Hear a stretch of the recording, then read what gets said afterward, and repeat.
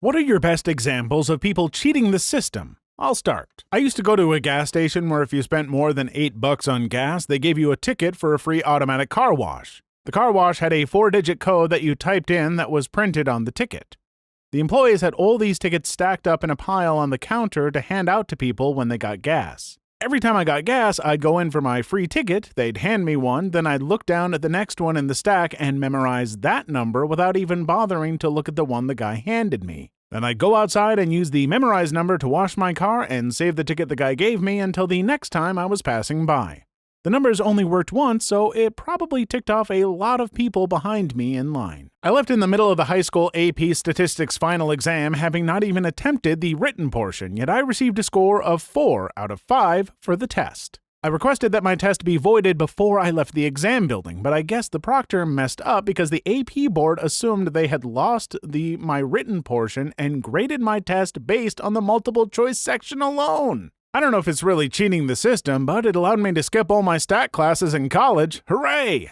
I got a ticket for doing a burnout in my car. Some private citizen called it in. Police came to my door and gave me a ticket. Since the police didn't see me do it, I decided to fight the ticket and made a traffic court date. In order for myself to actually get charged for the offense, the witness had to be present. A week prior to the court date, I received a phone call from the court saying that the witness had a heart attack and will be in hospital and not able to make the court date. They asked if I would change the date to a later one.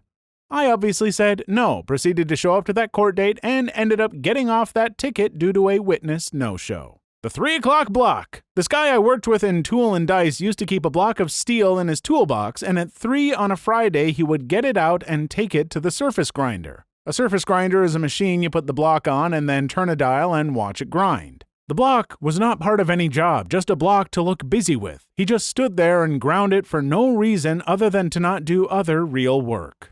I have a friend who is also a Redditor, and I hope he sees this so I can laugh at him for stealing his karma, who worked IT for his district while he was in high school. They were upgrading their laptop system and had no use for their old laptops. Most of them were in disrepair anyway. They told him it was against the rules for him to just take them or sell them, so he just popped out the network adapter cards before throwing them away and sold them in bulk on eBay. He made a quick 2 to 3K, gold to a 16-year-old. So I worked in a luggage claim department for a major airline. All day I get to hear customers yelling and complaining. What I did is borrow one of the wheelchairs from the airport and sit behind my desk all day long. Customers came in all angry, see me in the wheelchair, realize they are about to yell at a guy who is possibly crippled, and all of a sudden they turn into the nicest people. Physically, my blood pressure is dropped, and in general, I'm in a pretty good mood most of the time. Edit. So, my boss will often check the date modified on certain files on our server to see if I have updated or even opened a certain file recently. So I have installed a charger unit that allows me to modify the date modified on any file. This comes in most handy when my boss wants to give me weekend assignments.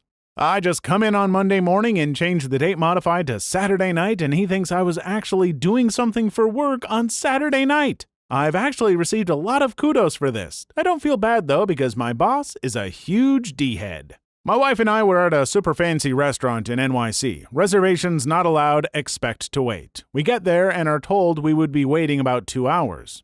No problem, we planned on this. Some guy right after us shook the reservation guy's hand, handing him $200. Next thing I know, I hear table for 2 for Thomas. Thomas being my name, and I asked for a table of 2, and I say, that is me.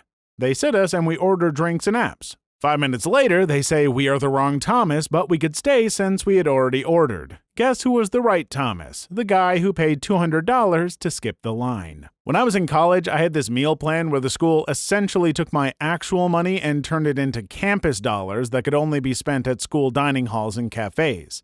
I didn't mind so much until the end of the semester when I was informed that any unspent campus dollars would go away. I had more than $100 left and only a day to spend them. Here's what I did. I went to the nicest campus restaurant, the one where you're supposed to take your parents when they come to visit. Basically, a real restaurant with waitstaff that also happened to take campus dollars. I got the most expensive thing on the menu and then called the waiter over. I asked him if I could tip him in campus dollars, and he said yes. I asked him if he would have immediate access to those campus dollars in the form of actual money, and he said yes. So I made him a deal. I gave him a monster tip, and he gave me half of it back in actual money. Many years later, I am still proud of this. I made a server's day, screwed the man, and got my money back. Whenever people come to the pool where I lifeguard and have guests with them, I always ask them if they live more than 50 miles away. Our policy is guests from more than 50 miles away don't pay guest fees. If they say no, I give them the look and ask them again. They usually say yes after that, saving customers $2 like a boss. One of the best cheats ever. Know how they have the 3-month free premium channel thing when you switch TV providers? You can get that without switching by calling up your provider and asking to speak to a supervisor and spinning a yarn about how you're unsure since X company will offer you the premium channels. The supervisor's job is to ensure customer satisfaction, and they get in trouble if people leave the service under their watch. As such, you will often get a price cut or free premium service. Cox Cable, 5 years free HBO, Starz, Cinemax, and Showtime. Okay, where to start? My girlfriend runs a salon. One of her employees, we will call her Casey, has a kid with a deadbeat guy. Casey and her man friend are drug addicts and very irresponsible parents, and for all purposes, bottom feeders. The baby is now just over 12 months or so and is diagnosed with cancer. Casey tells my girlfriend she can no longer work because she wants time at home with her son that she had never cared about before this. A week later, Casey revisited the salon and brags about how the state of Ohio is paying her son's medical bills and she doesn't have to pay a dime. Cool deal, I guess. The plot thickens. She has the balls to ask my girlfriend in the same conversation to have a fundraiser for her child's medical bills because Casey cannot afford them. My girlfriend is blown away by this, especially considering Casey quit her job. She politely declines. Casey leaves. A few days later, Casey is on the local news with her deadbeat boyfriend sobbing about how she can't pay the medical bills and cannot find work. She asks people to donate to an account at a local bank. The money is rolling in at this point. Casey appears later at the salon to get a full-service cut and color, nails, and shows off the new clothes she had purchased, etc. And before we know it, her son and her crying mug are all over Facebook and the news. Car washes are being held, spaghetti dinners, donation bins at local businesses, you name it, all to pay for medical bills already being paid by the state of Ohio. A few months pass, and so does the child. Very sad indeed. The day after the funeral, Casey posts on Facebook pictures of her out partying it up at a local club. And soon after, there is a benefit dinner being held for Casey to pay for funeral expenses. And she wants to start a charity for cancer research. Now, this is a short version of the story, but effed up nonetheless. I've urged my girlfriend to report this to someone, but she hasn't out of fear of retaliation. It's too bad that people play on others' feelings and take advantage of the system like this. Felt good to vent. When I was in college, there was a pay-by-the-hour parking lot right next to the College of Business, accounting major. The university charged $1 an hour to use the parking lot, or you could park 2 miles away, wait for a bus, and then ride it to and from campus. Being the savvy business student I was, every year at the beginning of the fall semester, I would park in the pay lot, buy a ticket, and then run home and enter it into a spreadsheet. I'd record the first day of class as day 1 in the first field and then enter the ticket number that I had received that day in a separate field. Needless to say, after 3 weeks, I would have a strong enough amount of data to plot a line of best fit using simple algebra that I had learned in college, and was able to predict a ticket number for any given day. I'd then scan a ticket into my school laptop and use Photoshop to edit the date, time, and ticket number. Printed that B out, stuck it in my window, and cashed in on free parking. Sure, it was a bit dangerous, but it saved me a crap ton of time and money. Plus, my argument, if I was ever caught, was to explain that I used those skills that the university had taught me in my courses to take advantage of a flawed system. My ethics teacher would have been peed, but I know my management and econ professors would have been proud. When I was a teenager, I worked at a McDonald's where the beverages were self-serve. We just sold you the cup. Once, on a particularly slow day when I was the only one at the register, an old man walked in with an empty gallon of milk carton, walked over to the Coke dispenser, and started to fill. It took him a full minute or two, and he actually looked over at me once, where I was watching him, utterly fascinated. When he was done, he put the little cap back on, nodded to me, then walked back out to his car. At my university, they have parking passes which scale in price depending on what time of day you use them. Most expensive is 24-hour, and the rest scale down in price in level of most trafficked to least. The parking garages are also open to the public at a daily rate. A lot of my friends bought the cheapest pass with the most constricting hours. I think it's only after 4 p.m. they can use them. So what they do is come in the morning and take a ticket as if they're going to use the daily rate. Then at the end of the day, they swipe out with their garage pass. When buying a new car, instead of going to a showroom and haggling with them, go to Cars.com. Find dealers around you. Ask them for quotes over email. Once they send you quotes over email, edit the price mentioned in the email and forward it to some other dealer. The other dealer will reduce his price below this. Edit that email to reduce the price and send it to the first dealer. Keep doing it. Got $24,000 car for $17,000, all taxes included. Got a negative removed from my credit report. Once you have a negative on your report, it stays on for 7 years. There are exceptions. Write a letter to all 3 agencies telling them that the negative is a mistake and that by law they must investigate it and provide proof of their investigation within 30 days. You can send these letters every 30 days as well, and they must investigate it each time. The agencies don't have the resources to investigate each claim, so they often just remove it. When I wrote my letters, the first 2 agencies removed the negative the first time. The other agency did the investigation and responded saying that it was, in fact, accurate. I sent the same letter a month later, and they dropped it that time. You should use old-fashioned snail mail, as it is more difficult to process that way. Worked like a charm, and now I have a perfect credit history. I have a complicated cheating the system. On my iPhone, there's a particular app that awards M points whenever you do certain things in the app. The first time you open it each day, when you watch one of the news stories, that kind of thing. Well, those M points you could trade in later for tons of things, including Amazon gift cards. 5K M points was a $5 Amazon gift card. Watching a 10-minute video was worth, in the beginning, about 300 M points. The trick was that you could drag the bar to the end of the video and it would still trigger the M points. Basically, you could make about $5 a minute the first day they opened it. My buddy and I stayed up super late that night and made several $100s in Amazon gift cards that night, which were just a coupon code you attached to your Amazon account. The next morning, they reduced the value from 300 to something like 100 points. Still worth it in that you could make 1/3 of the money, which was essentially free. The final blow was when they reduced the amount to something like 10 points. Then it became too much. In the end, after about a week, we bought 2 high-end gaming computers, parts then assembled, from nearly scratch.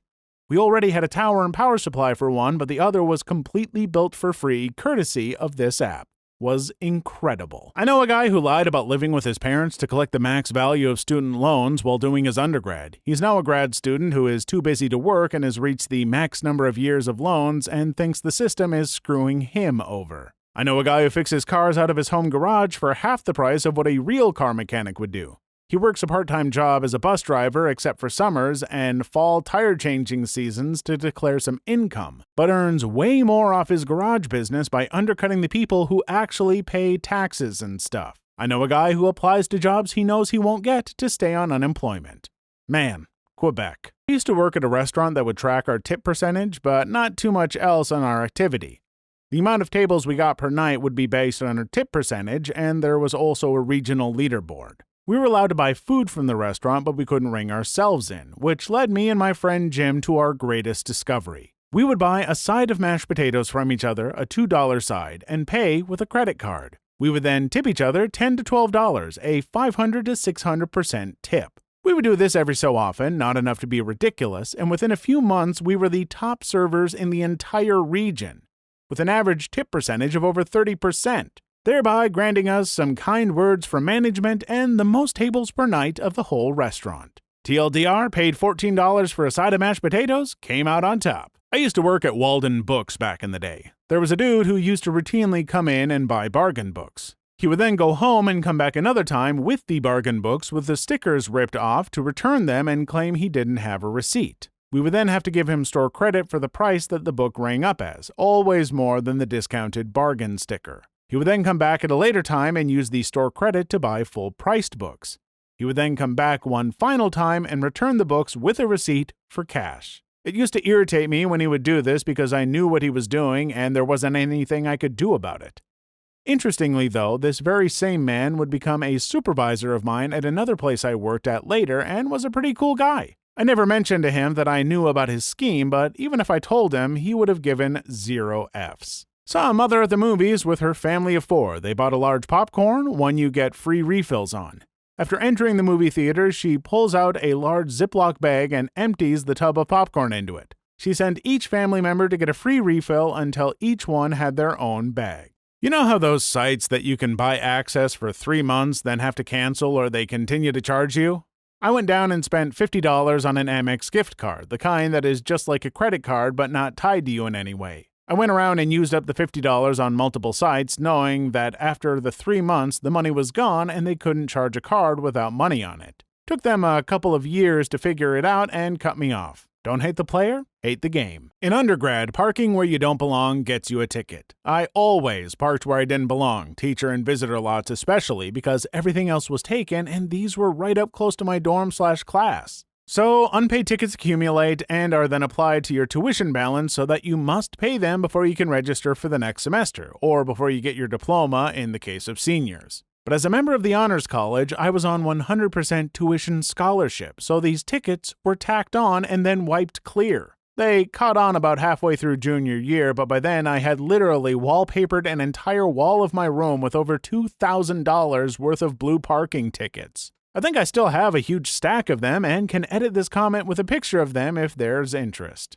TLDR, college parking tickets were added to my tuition, which was covered by scholarship, so I parked wherever the hell I wanted. My friend used to carefully cut open the cellophane wrapper on video games at the top or bottom flap and slide out the case, leaving the cellophane completely intact. He would then use a razor blade and carefully cut along the case and the plastic sheet holding in the game label. Still with me? That way the sticker would still look intact. Eventually, he would be able to play the game, seal everything back up using clear drying glue for the cellophane edge, and return it to the store with no problem. He always had every latest and greatest game for 2 weeks. When I was in the Army at AIT, we had our last chance to turn in damaged uniforms without paying for the replacements. I was right behind Lopez as he went up to the counter and told the lady there that he had been given the wrong size cap. He had one size 8 that fit and one size 7 1/4 that didn't. He asked if she could replace it. "No, honey," Georgia nice. "I can only replace damaged uniform components," she said, casually pulling a seam ripper out of her pocket, placing it on the counter, and turning away. I'm guessing Lopez didn't have a mom who sewed because he just looked at it and up at her, wondering what was going on. I reached past him, grabbing the seam ripper and the cap. A quick zip sound later, and the lady turned around, looked at the cap, and said, "Oh, honey, you didn't say it was ripped. You need a size 8 then." Not sure if we were putting one over on the man or just participating in a really stupid system. Stayed in through Gulf War I, so I think I know the answer. So way back in the day, I bought an Xbox 360 on launch day. I was a student and pretty broke, so this purchase cleaned me out. I had to wait in line 24 hours to get one. Fast forward about 12.5 months of super intense use and my 360 red-ringed, broke. This problem wasn't well known yet and Microsoft refused to help.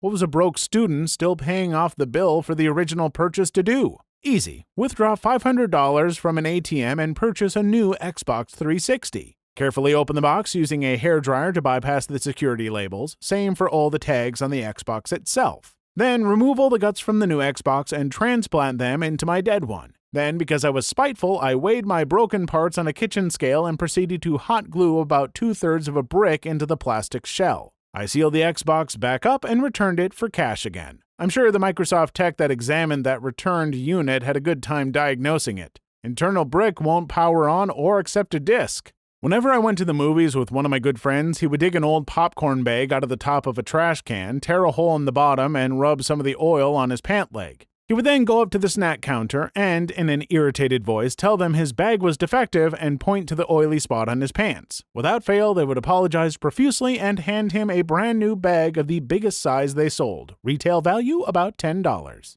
At Starbucks, they have that reward card system. You generate points per transaction, not dollar amount nor quantity of items.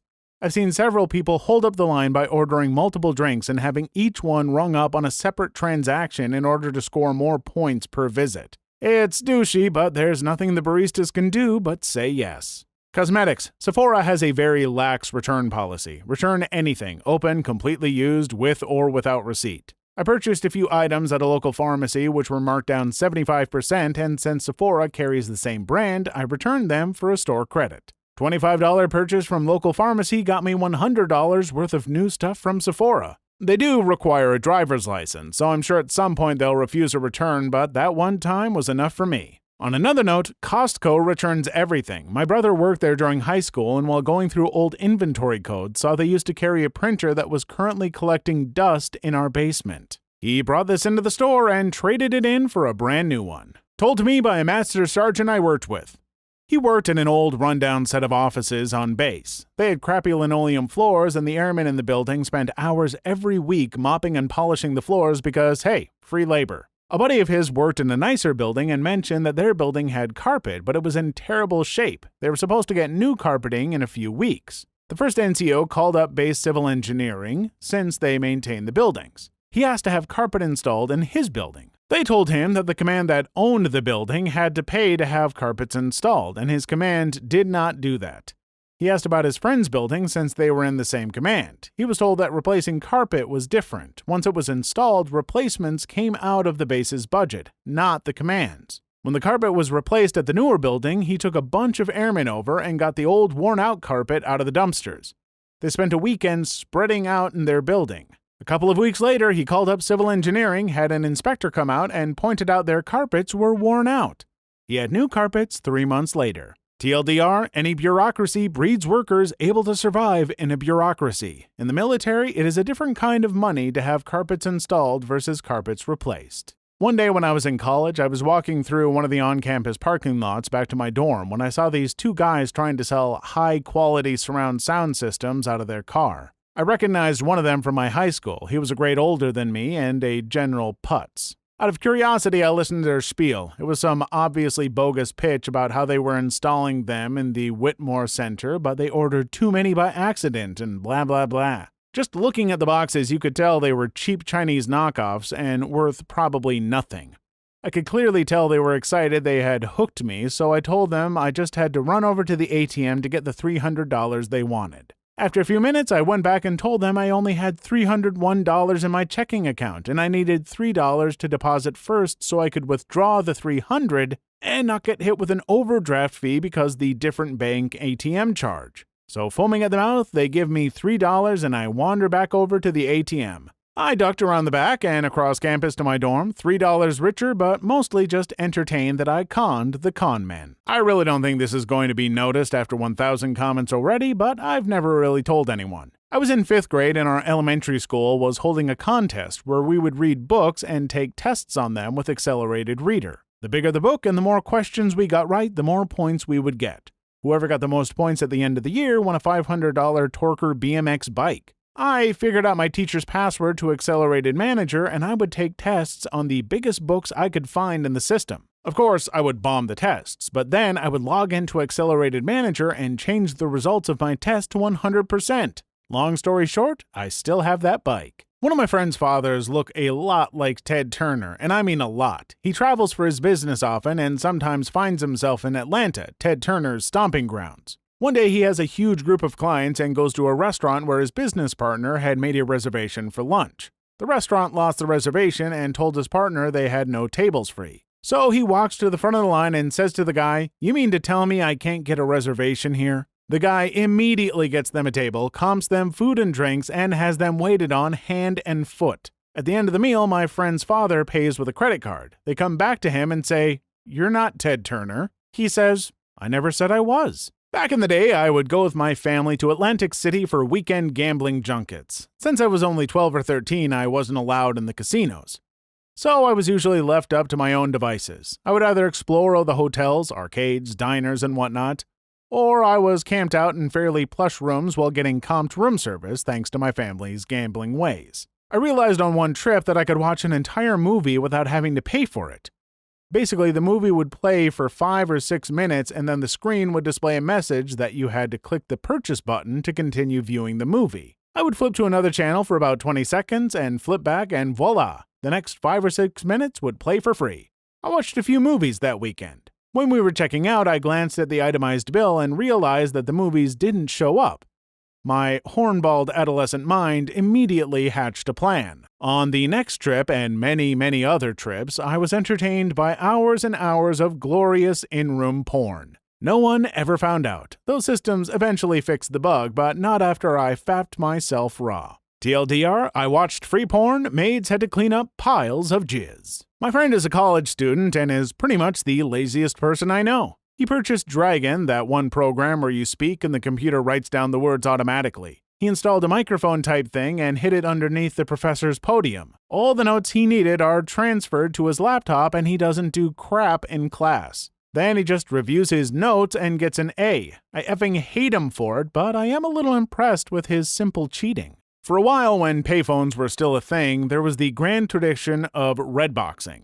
Basically, recording or generating the internal tones that payphones made when you dropped a quarter in, and playing them into the microphone when the payphone asked you to deposit money. That's been long gone for a while now, but a year or two ago, Google made it easy to make free calls again through their short-lived Google 411 service. Essentially, Google had an actually really useful 411 service where you would dial 1-800-GOO-G411 and get an automated voice-activated directory service, and they would connect the call for you entirely free. What some people were doing was creating their own business by submitting a fake address with their real phone number to Google Maps. They would pick an obscure name that would be unlikely to be searched for. Google would call your number to confirm the address, and then you would simply go back to your fake listing and change the number to, say, a voice conference service or a long-distance friend. Actually, now that I'm thinking about it, you might have had to use one of those free VoIP call forwarding services too and get Google to point to that so you could change it. It's been a while. I still miss Goog 411. Before the era of widespread smartphones, it was amazing to get a few instant Google services from any phone. One semester, when I was in college, I had a major project that was due in the morning, and I knew I would have to stay up all night to finish. I also had another assignment due for a different class, but there was no time to get it done too. The assignment was an essay that I was supposed to upload electronically to the professor before a certain deadline that evening. Thinking fast, I grabbed some random system file off my computer and opened it as a text file producing a couple of pages of random garbage characters. I then saved the file, giving it the title of my assignment, and turned it in. After class that day, the instructor pulled me aside to let me know she had encountered a problem opening my file, and asked me if I would mind re-uploading it. I told her that I didn't have it with me, but that I would send it again as soon as I got home. Finished the assignment on break after class and turned it in a day late for full credit. One of my proudest college achievements. The numbers in this story may not be accurate since it was a long time ago, but this did happen. I got a $40 gift card to Best Buy, but since Best Buy is just an Amazon showroom, I never buy anything there. I heard that in California you can get cash for a gift card less than $25. So I took my $40 card and bought two $20 cards with it, then exchanged it for cash. Nothing in the fine print said I can't do it. After a few dirty looks from managers and employees, I walked out with $40 cash. TLDR managed to cash out a $40 gift card from Best Buy through a loophole. My great aunt has stolen an entire 8-piece set of Red Lobster's dinnerware. This includes salad plates, soup cups/bowls, coffee cups, saucers, dinner plates, dessert plates, platters, silverware, drinking glasses, and steak knives. She also has at least 4 of each of their martini/Mai Tai/other alcoholic beverage glasses. Why Red Lobster? Her son applied in high school, but they said he looked too stupid to work there, so that night they went to dinner and she wiped her plate off and took it home with the intent to smash it. Instead, she made a game of it. She also steals salt and pepper shakers from every restaurant she goes to. I was maybe a freshman in high school when our youth group went to church camp. The first day there, one of the seniors overheard talk of the camp being low on soda. We found out from our leader that the camp only restocks on the day we would be leaving due to the distance the camp was away from a store. That first night after dinner, the plan was devised.